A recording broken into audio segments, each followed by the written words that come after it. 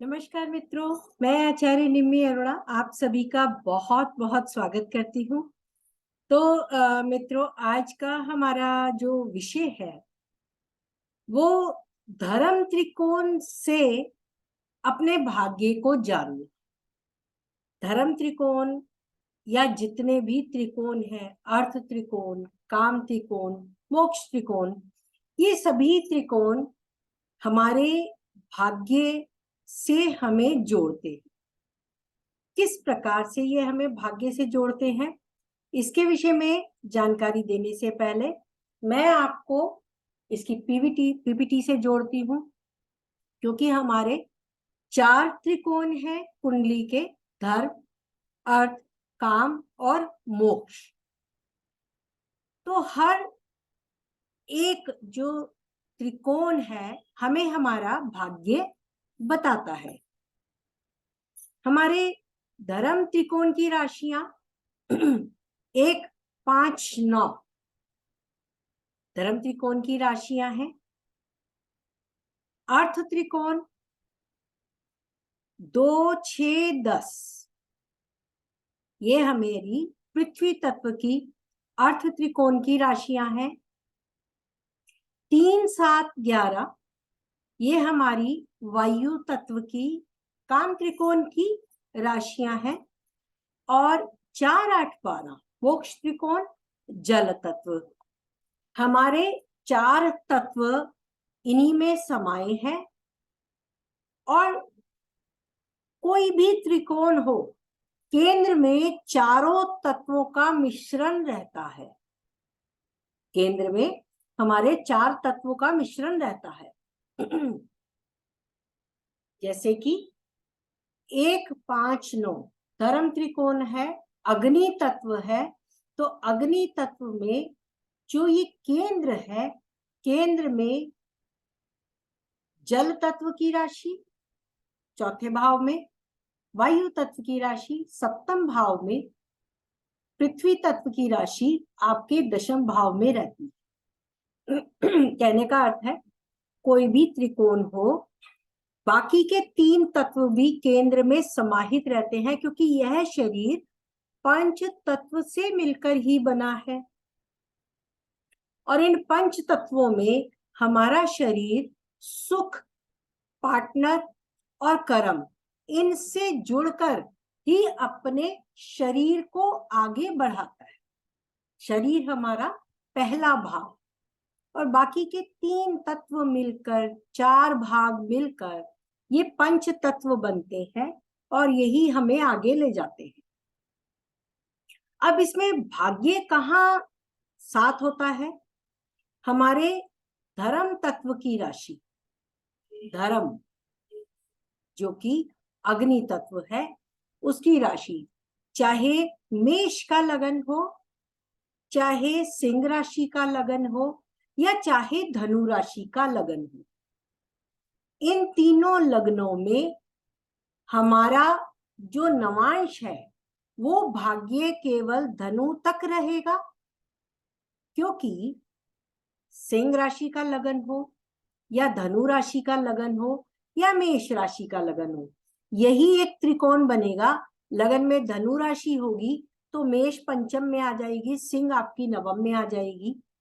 लगन में सिंह राशि होगी तो पंचम में धनु राशि आ जाएगी और नवम में मेष राशि आ जाएगी। कहने का अर्थ है, ये त्रिकोण, अग्नि त्रिकोण, धर्म त्रिकोण आपस में त्रिकोण बनाते हैं। लेकिन नवांश में जो भी इन त्रिकोण में बैठे ग्रह होंगे, धर्म त्रिकोण में बैठे ग्रह जो कि आपके लगन से धर्म त्रिकोण उदय हुआ है, उसका भाग्य धनु पे जाके खत्म हो जाएगा। ठीक है? क्यों? क्योंकि नवांशा जो है केवल 9 होते हैं, और धर्म त्रिकोण में नवांश की गिनती मेष राशि से होती है। अर्थ त्रिकोण में जो 2, 6, 10 राशियां हैं, अर्थ त्रिकोण, उसकी गिनती मकर से होती है।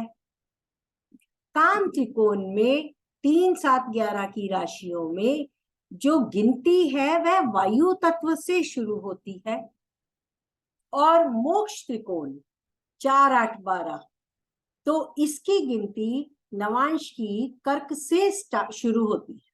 जो हमारा नवांश यानी 4, 8, 12 में बैठे ग्रहों की गिनती, ग्रह भले ही वृश्चिक में बैठा हो, मीन में बैठा हो, लेकिन गिनती जो पहला नवांश कर्क से शुरू होगा, दूसरा सिंह, तीसरा कन्या, फिर तुला, फिर वृश्चिक, धनु, मकर, कुंभ, मीन, यानी मीन आपका मोक्ष त्रिकोण का अंतिम राशि है। मोक्ष त्रिकोण की राशियों में बैठे ग्रह मेष, वृषभ और मिथुन, इन तीनों राशियों में नहीं जाएंगे, क्योंकि यहाँ आपका भाग्य समाप्त होता है धर्म के त्रिकोण के अनुसार। अब वो धर्म त्रिकोण कोई भी हो सकता है, यानी आपके लगन में कौन सी राशि धर्म के भाव त्रिकोण की होकर आई, यहां मैं भाव त्रिकोण बोलूंगी, धर्म का भाव त्रिकोण। यदि आपकी कन्या राशि है, लगन में मान लो कन्या राशि है, तो 2, 6, 10 में बैठे ग्रह ये आपके पृथ्वी तत्व के हो गए और धन के अर्थ त्रिकोण के हो गए, लेकिन भाव धर्म का हो गया, भाव 1, 5, 9, और आपका भाग्य जो समाप्त होता है वो कन्या पे जाके समाप्त होता है। यानी पृथ्वी तत्व का भाग्य, पृथ्वी तत्व की जो राशियां उसमें बैठे ग्रह वो केवल कन्या अंतिम तक जाएंगे, आगे तुला, वृश्चिक और धनु में कोई भी ग्रह नहीं जाएगा, क्योंकि हमारी गिनती मकर राशि से होगी जो धर्म त्रिकोण की राशि होगी। 3 डिग्री 20 मिनट का एक नवांश होता है, और हर नवांश की जो केवल 9 नवांश 30 डिग्री में पूरे हो जाएंगे। तो 30 डिग्री आपकी नवांश की पूरी होने के बाद जो भाग्य बनता है, नवांश यानी भाग्य, यानी आपको जो पूर्ण आपकी इच्छा होती है, वह भाव, भाग्य भाव आपकी कुंडली में कौन सा भाव आपके भाग्य तक आपको ले जाता है।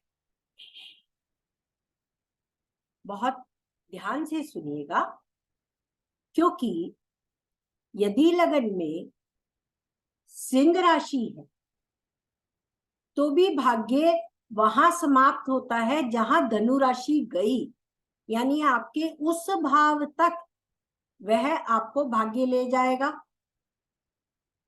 ठीक है, पंचम से नवम भाव मेष राशि है, गिनती भी यहां तक होती है, तो आपकी कुंडली का भाग्य भाव मेष है, यहां से गिनती शुरू होती है भाग्य की, और धनु से ऊपर नवांश में कोई ग्रह नहीं जाएगा इस भाग्य भाव के अंतराल पर। तो जिस भाग्य भाव से आगे की राशियों में यदि नवांश में कोई ग्रह नहीं बैठा या बैठा है, यदि कोई ग्रह नहीं बैठा तो आपको उन भावों से संबंधित कार्यों के लिए बहुत अधिक मेहनत करनी पड़ेगी। ये आपको भाग्य से नहीं मिलेगा, इसके लिए आपको पूरा एफर्ट करना पड़ेगा। यदि 3, 7, 11 वायु तत्व की राशियों का आपका जन्म हुआ, यानी लगन में मिथुन राशि है, तो मिथुन से नवम भाव कुंभ है, लेकिन क्योंकि ये वायु तत्व का त्रिकोण है, धर्म में आ गया, और आपके धर्म का भाग्य मिथुन तक है, आपके एफर्ट तक है, उसके बाद जो भाग्य 4, 5, 6, क्या ये आपके नवांशा में साथ देते हैं? क्या इनमें कोई ग्रह बैठा है? क्या इनमें बैठा ग्रह आपके वायु तत्व के त्रिकोण में से कहीं जाके मिलता है, यानी आपके भाग्य में साथ देता है या नहीं, इसी को हम आगे जांचेंगे। तो फर्स्ट आपको ये समझना है कि आपकी कुंडली में जो धर्म त्रिकोण है उसकी शुरुआत मेष राशि से होती है। अर्थ त्रिकोण है उसकी शुरुआत मकर राशि से होती है। किसकी शुरुआत? नवांश की शुरुआत। आपका नवांश मकर से धर्म त्रिकोण में शुरू होता है, भाग्य कन्या तक। काम त्रिकोण में 7 नंबर यानी तुला राशि से आपके नवांश की गिनती शुरू होती है और आपका भाग्य मिथुन तक जाता है। मोक्ष त्रिकोण में कर्क राशि से नवांश की शुरुआत होती है और भाग्य आपका मीन राशि तक जाता है। अब आप देखें, यदि मेष राशि है तो भाग्य धनु तक जाता है। तो 10, 11, 12 जहां आपका कर्म, लाभ यानी इच्छाएं, बढ़ोतरी और व्यय ये शामिल है जो आपको मोक्ष की तरफ ले जाते हैं। इसी तरह से अगर आप अर्थ त्रिकोण देखें 2, 6, 10 जिसकी गिनती मकर से होती है, तो मकर से कन्या तक जब आपका भाग्य समाप्त होता है तो 7, 8, 9, 10, 11 भाव, यहां भी जल राशि में 10, 11 भाव, क्योंकि भाग्य मीन राशि तक ले जाता है, और वायु तत्व में मिथुन तक तो 10, 11 भाव, 4, 5, 6 राशियां,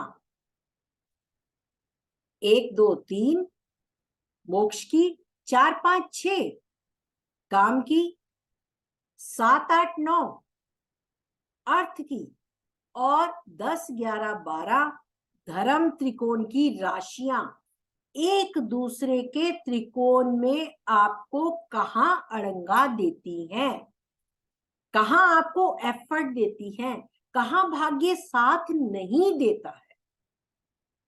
तो इसे अच्छे से आराम से समझें। और दूसरी बात कि हमारी कुंडली में लगन कोई भी हो, वो त्रिकोण तो धर्म, अर्थ, काम या मोक्ष का रहेगा, ये बात अवश्य याद रखें। अब इसका एक व्यूअर्स चार्ट देखें। ये 2 जुलाई 1957 का बर्थ है।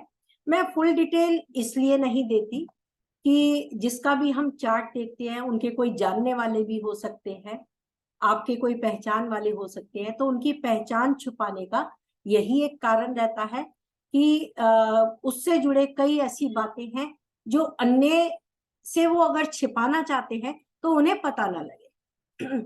ये काल पुरुष की ही कुंडली है और धर्म त्रिकोण की राशि इस कुंडली में उदय हुई, यानी भाग्य इनका धनु राशि तक चल रहा है। धर्म त्रिकोण है, धर्म त्रिकोण में इनके केतु भी बैठा है जो मोक्ष त्रिकोण का स्वामी माना जाता है, जो मोक्ष देता है। अब इनके भाग्य में इनका प्रेम विवाह हुआ तो लग्नेश और सप्तमेश चतुर्थ भाव में एक साथ सुख भाव में बैठे हैं जहां मंगल नीच का है। अब इस विवाह में आप देखिए, जब लग्नेश सप्तमेश केंद्र में ही हो तो ये विवाह की जो आपको अच्छी स्थिति देता है, विवाह होने का संकेत देता है। और वो विवाह होने का संकेत आपको कहां से मिलता है? आपका भाग्य के बाद 10, 11, 12 राशियां जो आपकी रिक्त राशियां हैं, जो आपके प्रेम विवाह में भाग्य का साथ नहीं मिलेगा, तो आपको किसका साथ चाहिए? आपको एफर्ट का साथ चाहिए ताकि आपका विवाह, प्रेम विवाह सफल रूप से हो और चले भी। तो हमने देखा नवांशा में 10, 11, 12 यानी जो रिक्त राशियां हैं, जो धर्म त्रिकोण में सम्मिलित नहीं है, नवांशा के भाग्य में सम्मिलित नहीं है, उन राशियों को हम देखें तो यह आपकी 6, 7, 8वें, 9वें और 12वें भाव की राशि आई।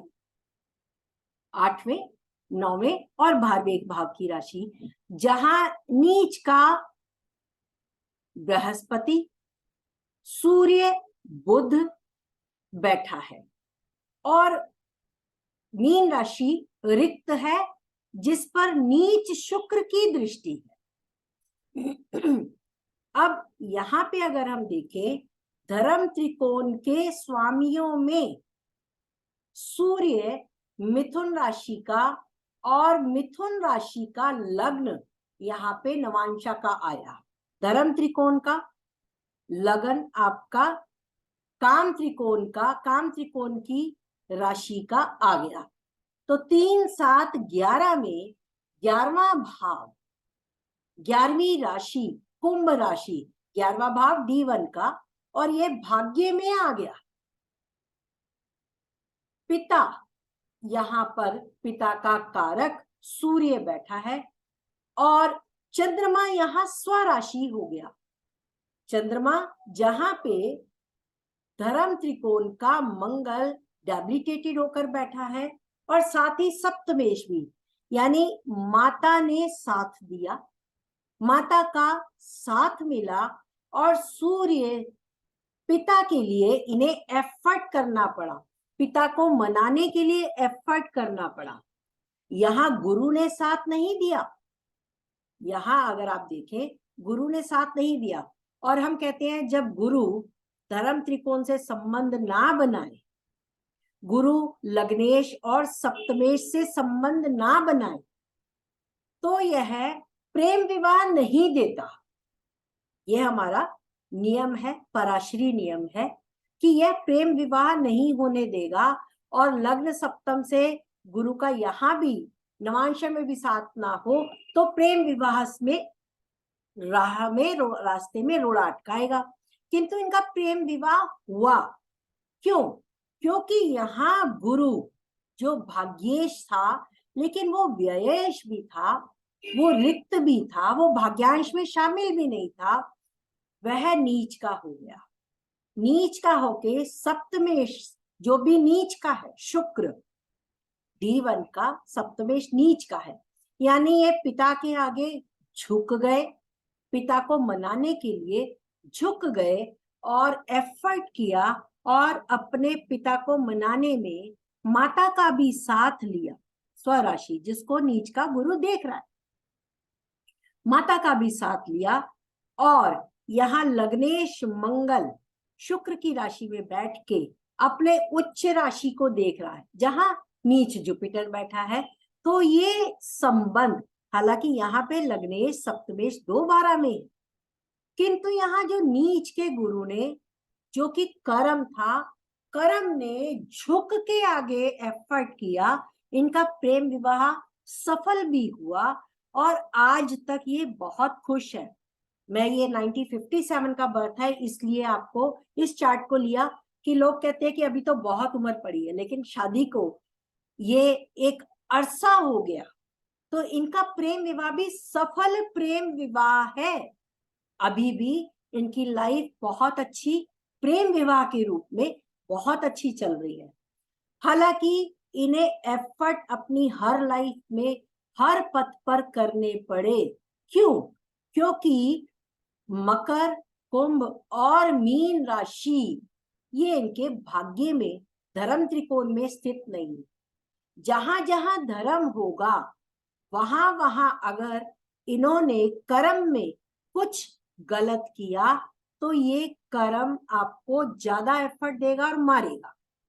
किंतु धर्म का साथ इन्होंने नहीं छोड़ा होगा, क्योंकि धर्म त्रिकोण की राशि ही उत्पन्न हुई है, तो ये इनको एक सफल जीवन देती है। गुरु नीच का शुक्र को देख रहा है जो नीच का है, तो पति के कामों में अड़चने देती है, रुकावट देती है, यानी हर चीज एफर्ट से ही मिलेगी। शुक्र यहाँ नीच का हो गया जो सप्तमेश है, यानी पार्टनर ने अपने सुख का त्याग किया, पार्टनर ने अपने सुख का त्याग किया या किसी चीज का त्याग किया या वो झुक गए, तो प्रेम विवाह भी हुआ और सफल भी हुआ। यहाँ भाग्य ने साथ नहीं दिया, एफर्ट ने साथ दिया। एक और चार्ट में लेंगी। 7/7/1970 का जन्म है, दिल्ली का। यहाँ भी बाई चांस काल पुरुष की ही आज कुंडली आ गई है, धर्म त्रिकोण की, और 10/11 बाद यहाँ भाग्य साथ दे भी नहीं रहा, ऊपर से रिक्त स्थान में कुंभ में राहु भी है। अब यहाँ देखें, राहु जो हमारे 10, 11, 12 राशियों में फिर से मकर राशि में है, और कुंभ में चंद्रमा, और मीन में रिक्त स्थान कोई ग्रह नहीं देख रहा, और ना ही यहाँ कोई बैठा है। तो इन्हें अपने व्यवसाय, नौकरी, इन सब में अभी तक स्ट्रगल करना पड़ रहा है। भाग्य यहाँ साथ नहीं दे रहा। चंद्रमा कुंभ में बैठा है, लेकिन माता से भी इन्हें बहुत एफर्ट करना पड़ा संबंध को सुधारने में। हालांकि ये माता के बहुत प्यारे बेटे रहे। अपने जन्म के समय जब तक इनका यंग एज नहीं आई, यानी जब विवाह की एज नहीं आई, तब तक इन्हें माता का बहुत प्यार मिला, चंद्रमा स्वराशि।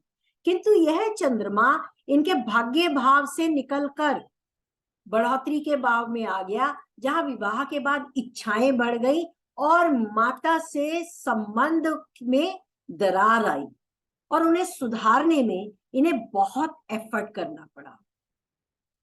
अभी भी खर्च करने में, व्यय करने में भाग्य साथ नहीं देता। अभी भी इन्हें खर्च करने में सोच समझकर चलना पड़ता है, जबकि इनका जब जन्म हुआ तब इनकी माता के पास इतना पैसा था कि इन्हें चारों तरफ से प्यार भी मिला, पैसा भी मिला, और एफर्ट करने की आवश्यकता ही नहीं मिली। यानी तब तक गुरु ने साथ दिया, तब तक भाग्य ने साथ दिया। नवांशा में गुरु तुला राशि में है, जो षष्ठेश होकर रोग रूप में लगन में आ गया, ये भाग्य में शामिल नहीं है। शनि चौथे भाव को, विवाह के भाव को पीड़ित कर रहा है। यह कर्म की राशि है, भाग्य में नहीं है, तो धन प्राप्ति के लिए, परिवार के लिए इन्हें एफर्ट करना ही पड़ेगा। आई होप आपको ये समझ आ गया हो। मैं थैंक्स करती हूँ आपने ये वीडियो देखा, और व्यूवर्स से चाहूंगी कि इस धर्म त्रिकोण को आगे बढ़ाने में अगर आप कोई अपना चार्ट देना चाहते हैं किसी अन्य लगन का, अन्य त्रिकोण का, क्योंकि आज बाई चांस दोनों ही धर्म त्रिकोण अग्नि तत्व के आ गए, तो आप देना चाहते हैं तो मैं उस पर वीडियो जरूर बनाऊंगी। आपके व्यूवर्स के चार्ट का इंतजार रहेगा। किंतु यहाँ क्वेश्चन केवल आपके जो भाग्य में साथ नहीं दे रही राशियां, उनसे संबंधित रहेगा कि कृपया एनालिसिस अगर पूरा करवाना हो तो वो बाय पेड सर्विस ही होगा। आशा करती हूँ आपको ये वीडियो समझ भी आया होगा, पसंद भी आया होगा, तो आप इसे सब्सक्राइब करें। और अगर आपको कंसल्टेंसी चाहिए या वीडियोस जो हमारे वेबिनार हो चुके हैं वह चाहिए, तो वह पेड सर्विस है।